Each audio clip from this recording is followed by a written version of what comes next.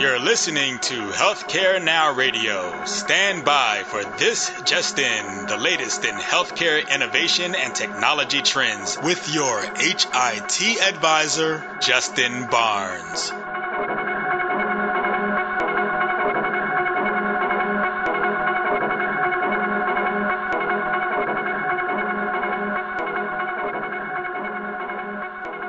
Thank you for tuning in and welcome to This Just In. I'm your host, Justin Barnes. In these segments, I'll bring you the latest advances in healthcare, strategy, innovation, and public policy. As always, we're broadcasting from the This Just In studios on the Business Radio X network, as well as the HealthcareNOW Radio network. For this episode, my 160th episode, we have a special show dedicated to the HIMSS19 conference that just concluded a few days ago. I'll have a good friend and special guest join our broadcast to share his insights and what he felt were many of the key points of the conference. We are fortunate again to broadcast This Just In radio show again live from the HIMSS annual conference floor in Orlando. We had a great slate of CEO, CIO, leading care providers, industry thought leaders, riveting authors, and certainly policymakers joining the show. And all of those interviews will be posted here shortly across all of our networks. So without further ado, let's dive into today's show. Welcome our guest, Ben Wilson from JUUL. Welcome, Ben. Hey, Justin. Glad to be back. Yeah. I'm a longtime listener, but I'm no longer a first-time caller. So exactly. So I'm happy to be back. How many shows have I been on? Oh boy, I'm at least 5, 6 maybe. Yeah, 5. It's maybe 6. Yeah. Yeah. Yeah. No, it's awesome. Great to have you back. We always have a great rapport. We've been friends for, 13, 14 years now, dating back to your Intel days. But even over the past several years, you've been a great friend of the show. So thank you for that.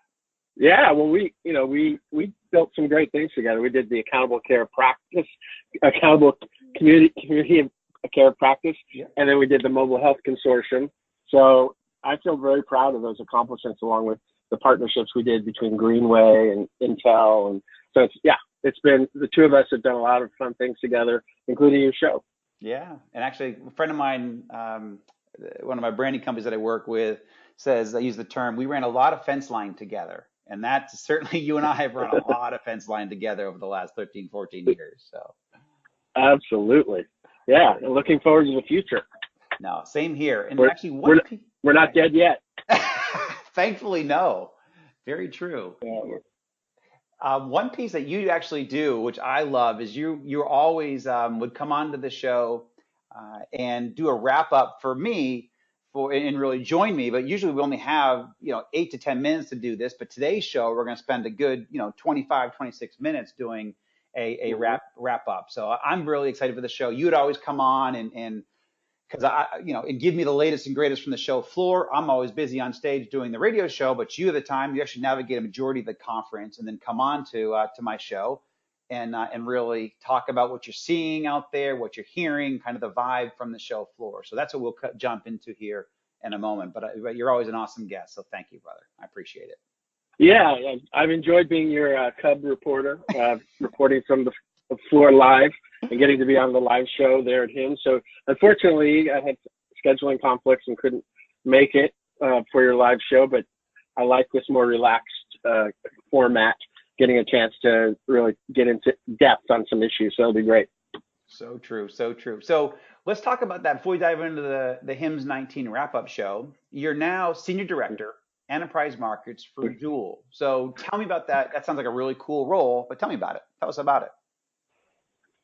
Yeah, so, when JUUL first called me, I knew them as the e-cigarettes vaping company and knew about some of the dark headlines that they'd had about youth adoption and thought, why would they want someone like me? I spent my whole career at the intersection of healthcare and technology. And but the more I learned about the company, the more excited I was about joining, and I did eventually join at the last part of October of last year.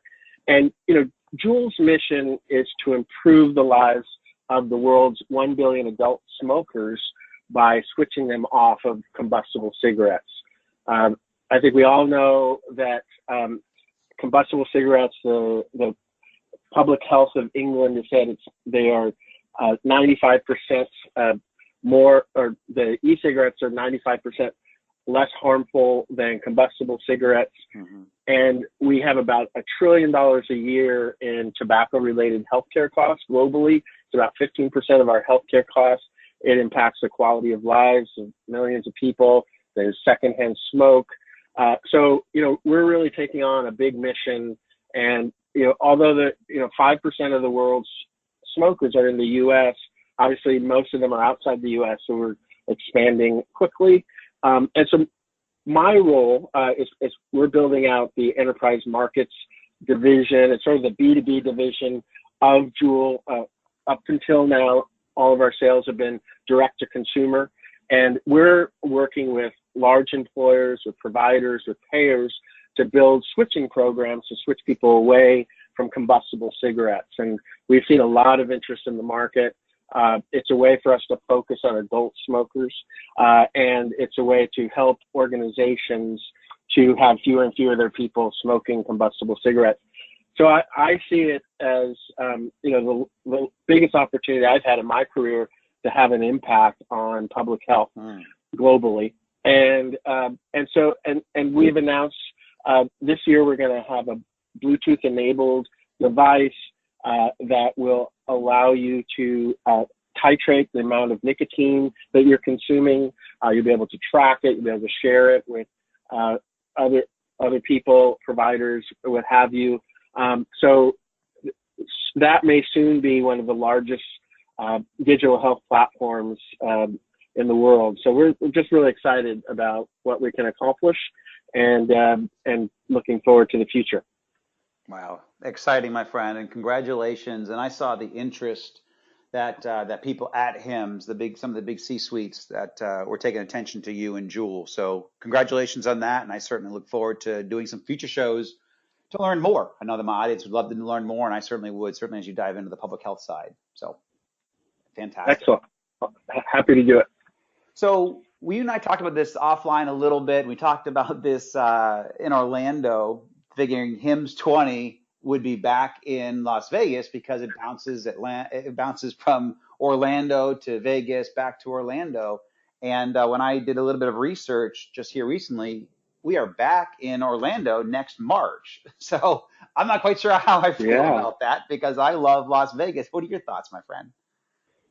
I know exactly how I feel about it, and I don't like it at all.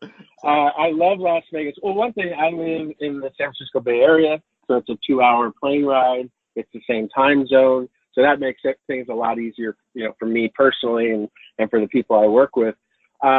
Two, the restaurants and entertainment in Vegas are far superior to Orlando. If you wanted to take your family somewhere, Orlando might be a good place, but I would never take my family to HIMSS.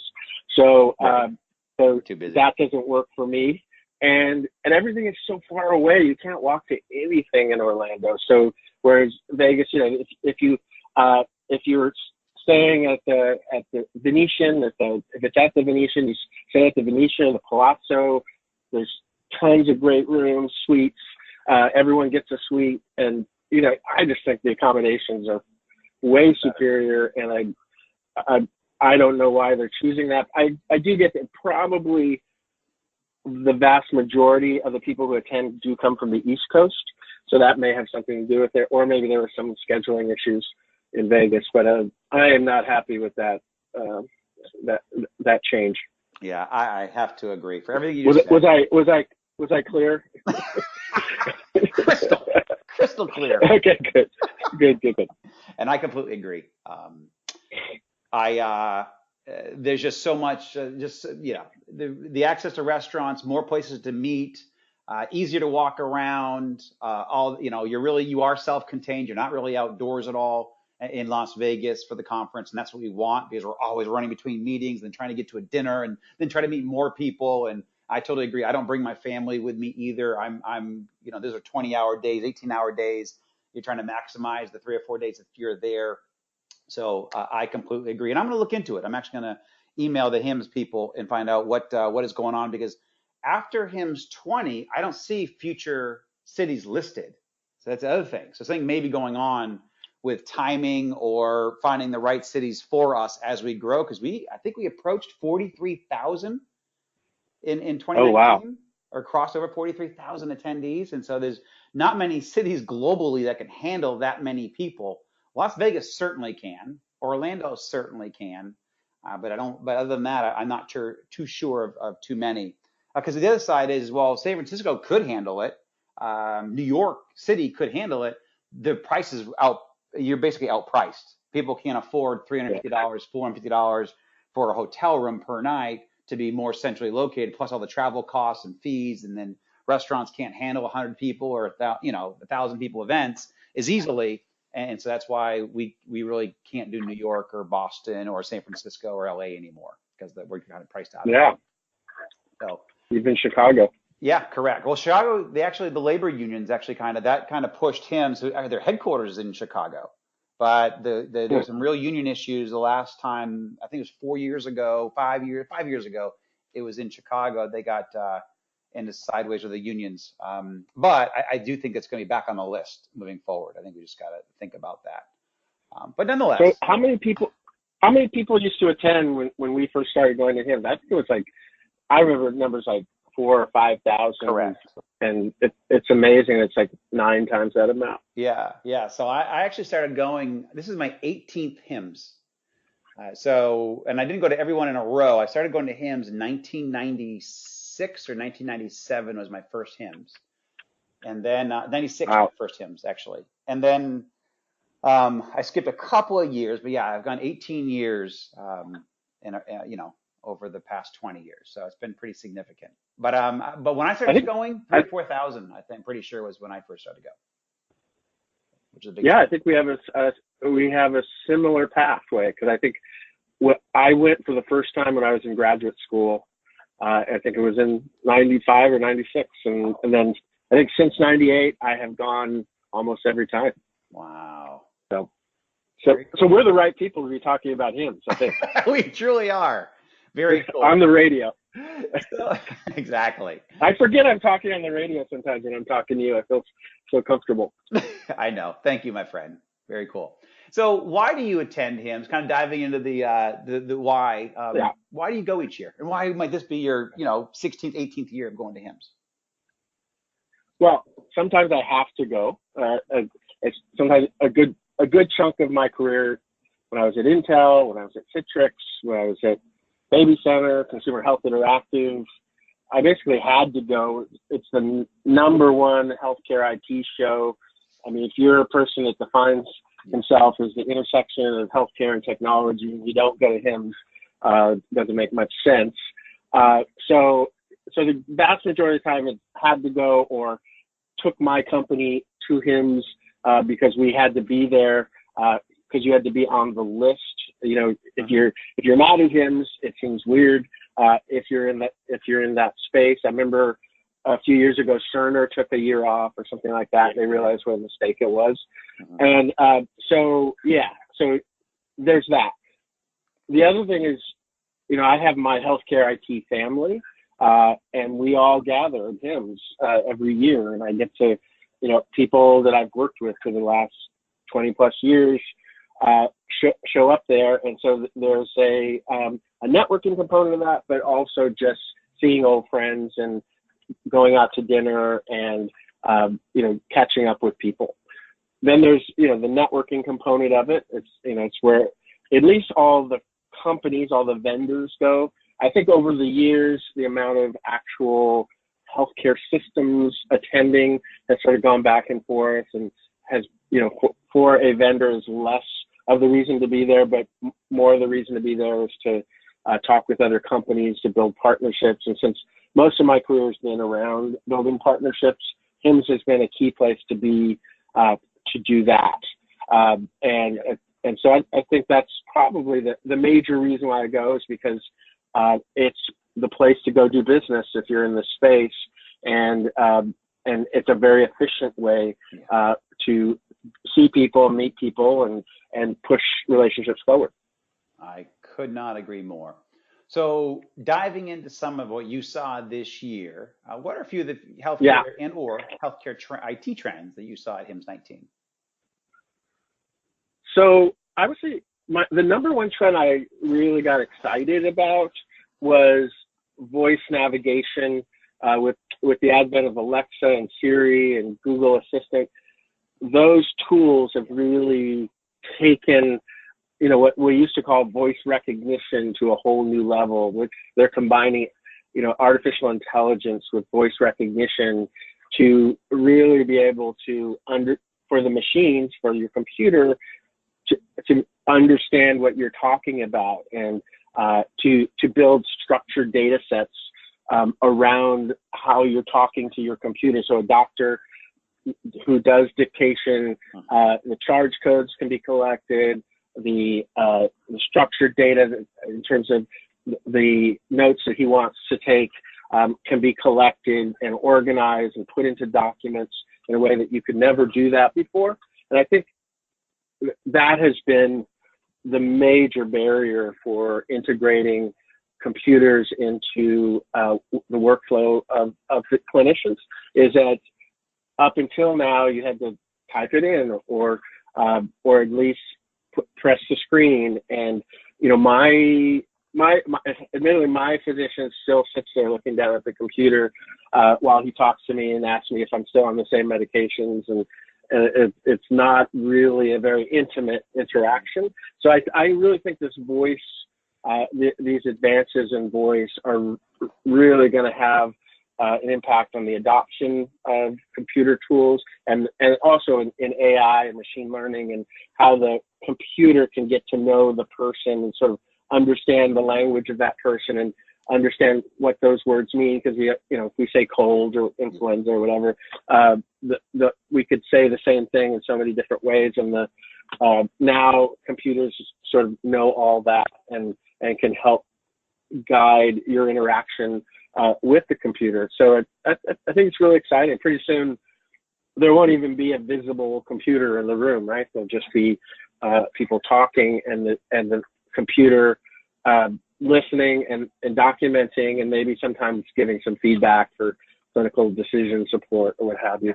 So I saw that as the major innovation that I was the most excited about compared to last year.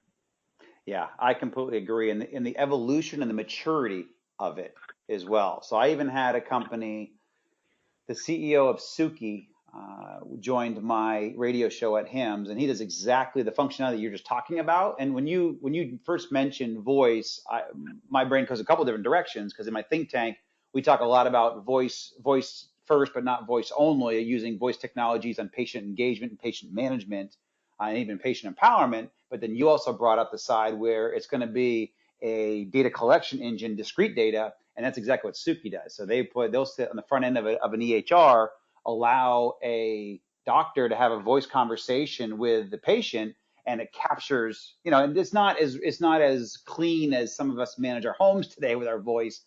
It's still got the HPI, but it documents. It can take the HPI and populate the medications and populate the EHR, and basically populate those components in the right structured formats, all via voice. And so that's really, to your point, that's going to really pick up documentation, help providers spend more time with the patient, not necessarily looking down, typing, or even using a tablet like you and I used to support pretty heavily back in the day. So I think you're spot on. So. Oh, very awesome. I was really excited about it. So the second most exciting trend for me was digital therapeutics. And really this is the combination of medical devices and computing. And it's very exciting, where you use in combination. Usually there's an app, there's a diagnostic tool, and there's a therapeutic tool. And so one example might be that you have a glucometer that's measuring your glucose levels. You have an app that's telling you when to measure it and telling you how you're doing and giving you feedback. But also there's an insulin providing device it tells you how much to give yourself and when to give it. And so you're sort of combining the smarts of the app with the data collection from the monitoring tools and with the therapeutic side.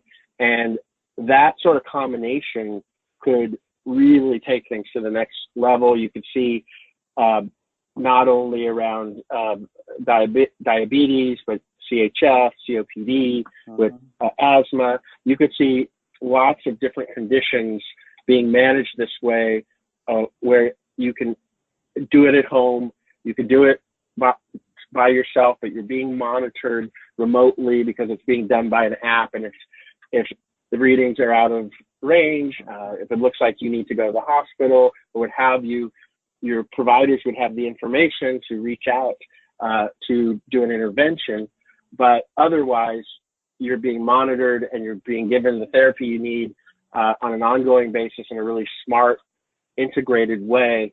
And there was a special section at HIMSS just on digital therapeutics, and it seems like a lot of the medical device companies more and more are coming to HIMSS because they see that combination being really important. That's an excellent observation. I forgot. I saw that section, and I've seen that. I actually saw that in a company managing basically the psychology of the technology around the healthcare piece. A company called Vianova Health it's a virtual care platform with a lot of remote monitoring, but they're doing this from the psychology, a little bit different perspective than what you just mentioned, but you just brought up. I totally agree with you. Bringing in the therapeutics, and they're on the verge of that. But they probably say they're doing that, and they manage it with the patient and for the patient. But they bring in some of the psychology pieces as well, and it's very exciting to see the integrations here and the collaboration. Yes. Moving right along. So we're going to lose a little bit of time here. We always have a great time and lose track of it, but all great. Anything that you saw that was a little bit overhyped? Not that I want to say if there's nothing, maybe not, but anything that was overhyped or not hyped enough, in your opinion. So what I thought for a long time is precision medicine seems to be overhyped. I mean, it has so much promise, and when you think of the concept of being able to customize medicines based on someone's DNA structure, their family history, and their health.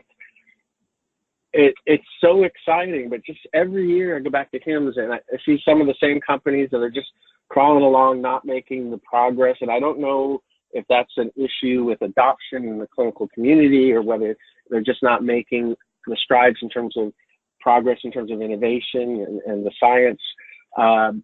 I'm not sure what their issue is, but it's been something that's been such hype for 15, 20 years. And I just don't see it being put into practice on a regular basis. You see a bunch of companies being funded, but I don't see the progress. Maybe it's invisible to me, and I just don't know about it. But I sort of doubt that.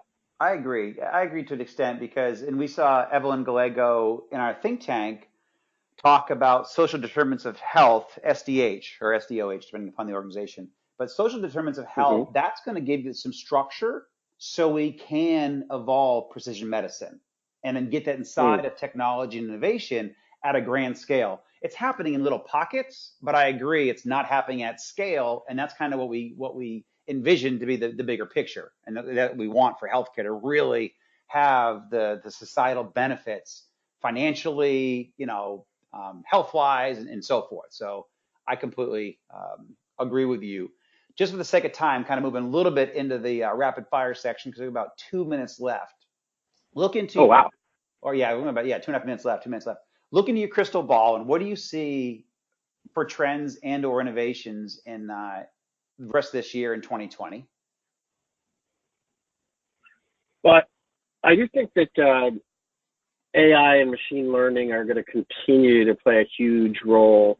If you just think about self-driving cars and the role that could play in healthcare, well, it certainly will reduce the amount of collisions and accidents and injury from driving cars. So that will have a big impact. It'll have an impact on how we transport patients. it will have an impact on surgery and clinical decision support. And I just think every year I just see more and more AI and machine learning playing a role in every aspect of computing and every aspect of healthcare and medicine. And it just doesn't seem to be stopping. So that I would give that a thumbs up. I want to do one quick thing that didn't get hyped enough. Yeah. Was the lack of discussion about security. Last year we only talked about security. Very good point. There was all those breaches.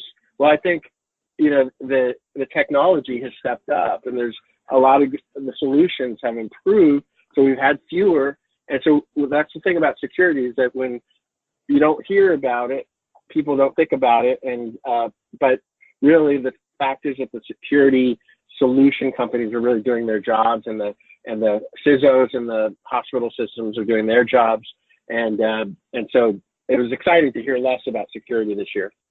No, very, very good point. Another part they brought up was about augmented intelligence, and we'll probably pick that up on another show because we're running out of time here. But the AI, artificial intelligence, but then augmented intelligence. I know Intel's doing some really big stuff. But Ben, so great to have you on the show today, and I truly appreciate you taking the time out of your busy schedule to join us. And thank you to everyone for joining us today. And please tune in weekdays at 2:30 p.m. Eastern, 11:30 a.m. Pacific to hear our latest shows. As always, you can track me on Twitter at HIT Advisor and use the hashtag ThisJustinRadio so you can respond to your comments from the show. If you missed any of this episode or want to hear more, all my shows are posted on Apple iTunes, SoundCloud, iHeartRadio, Spreaker, Google Play, and TuneIn. You also can check out the new website that we launched at justinbarnes.com. Thanks, everyone. Have a terrific week.